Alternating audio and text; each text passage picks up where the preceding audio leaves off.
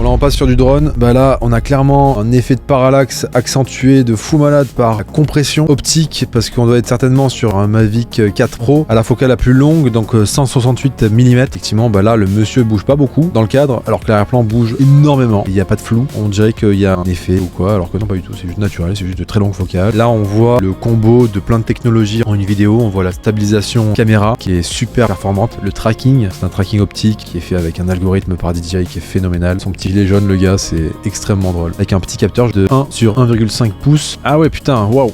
On peut cropper jusqu'à 672 mm. Du coup, là, il crop en fait dans le capteur jusqu'à arriver à une section du capteur qui sont en 4K. En fait, ils vont prendre le capteur qui fait 50 millions de pixels. Ils vont zoomer dedans jusqu'à du 8 millions de pixels. Ce qui fait que tu vas avoir un zoom beaucoup plus long, mais sans perte de qualité. En plus, quand tu croppes dans le capteur, tu peux bouger ce crop pour rajouter de la stabilisation. Du coup, tu peux arriver à un résultat ultra clean comme ça. Et après, ils peuvent faire des zooms numériques encore plus dedans. Et avec les processus internes au drone, ils peuvent avoir une qualité correcte tout en étant encore plus zoomé. Donc là, potentiellement, ce plan-là a été fait autour de 700 à 800 mm. En fait, il y a un gars qui dit Finally, somebody who understands the power of parallax and proper frame rate. Donc là, ce que je pense qu'il sous-entend, c'est que si jamais tu as un plan comme ça, mais avec une quantité plus élevée d'images par seconde, potentiellement, ce serait trop fluide et l'effet serait moins impressionnant ou inversement. Très intéressant comme commentaire. Un drone incroyable.